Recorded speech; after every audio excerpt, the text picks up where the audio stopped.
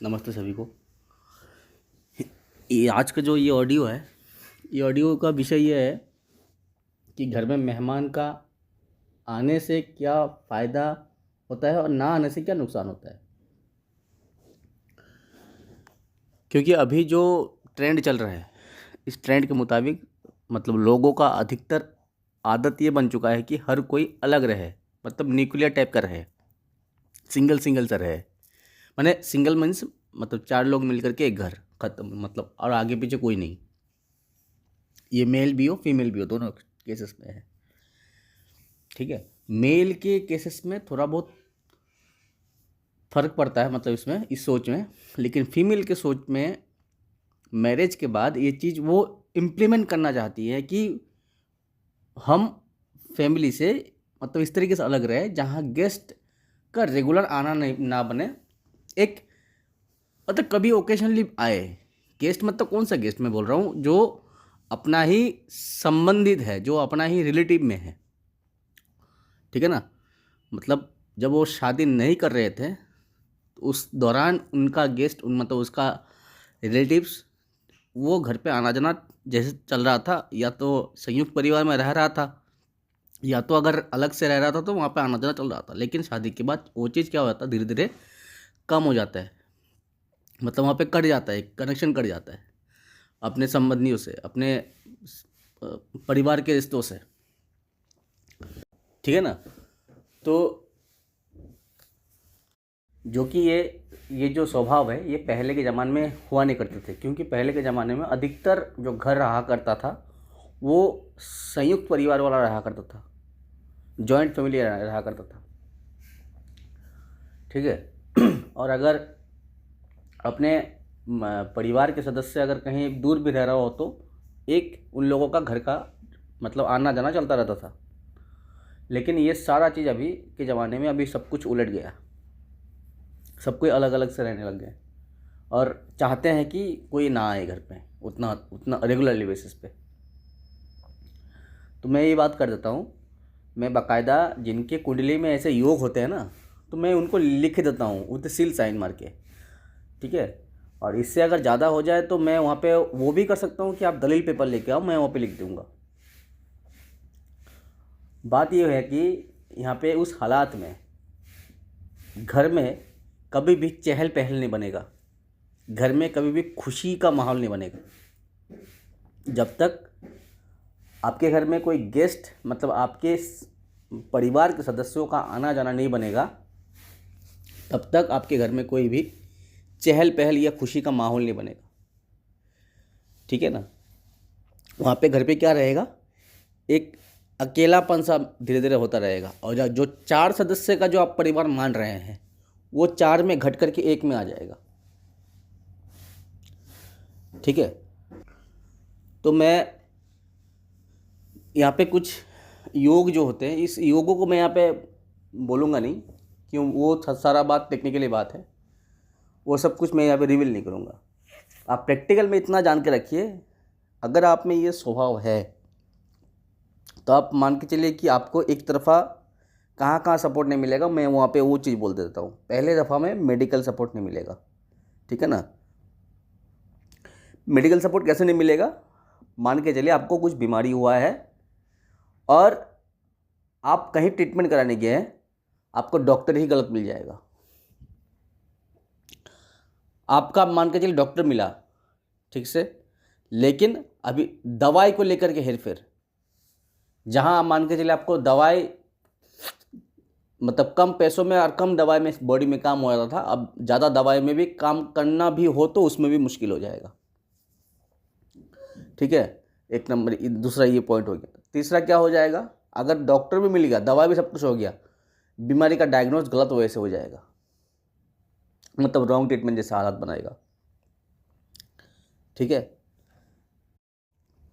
तो ऐसे चलते चलते जो परिवार के जो 4 सदस्य बचे उसमें से ख़त्म होते होते कम से कम 1 रह जाएगा।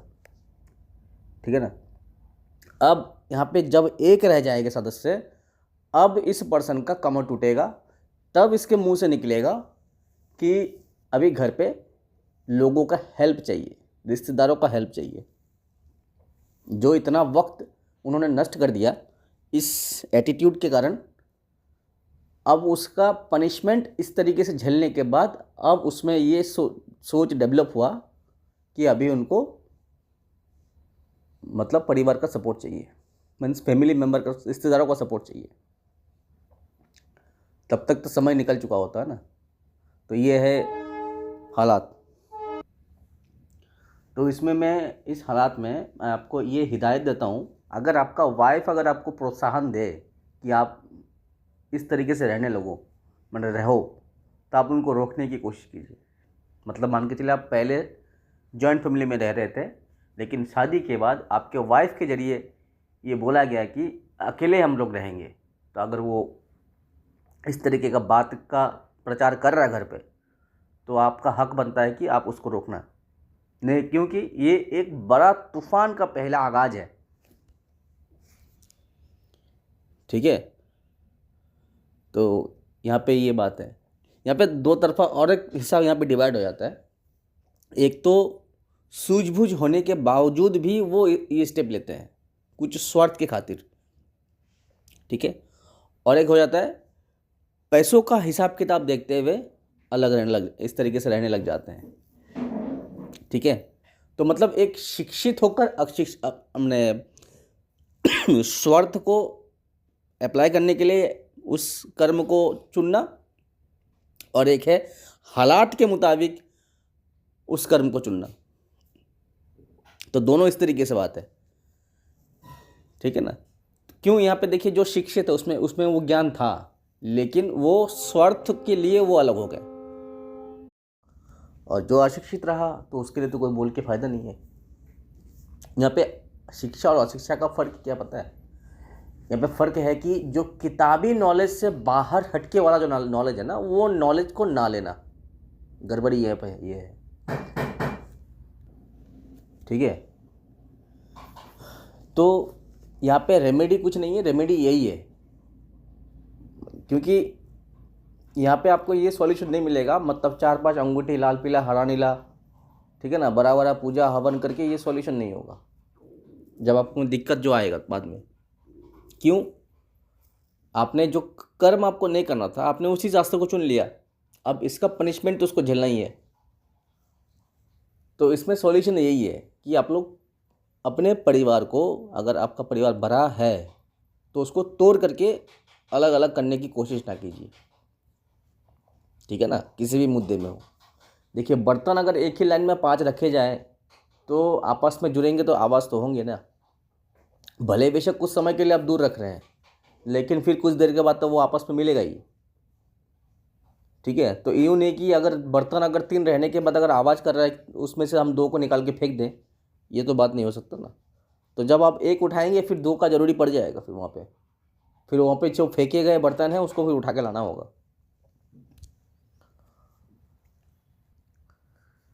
ठीक है।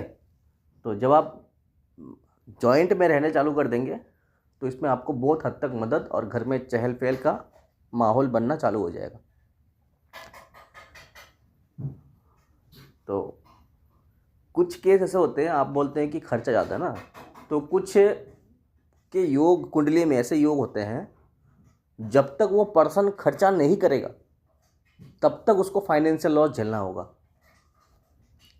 ठीक है। और जब तक वो चीज़ों को, पैसों को मतलब एक जगह में जमा करने की कोशिश करेगा, वैसे ही उसका हालात दिन ब दिन, वो चीज़, जमा हुआ चीज़ कैसे भी करके वो नष्ट होना चालू हो जाएगा। ये एक स्पेशल योग है, ठीक है ना। तो इसलिए उसमें खर्चे के बारे में सोच के फ़ायदा नहीं है। फ़ायदा ये है कि जो है, जैसे भी है, जिस तरीके से है और जितना भी है, तो उसको उसी के मुताबिक मतलब चालू किया जाए, माने उसके मुताबिक ढाला जाए अपने आप को, और संयुक्त में ही रह करके इसको लाभ उठाया जाए सिचुएशन को, ठीक है।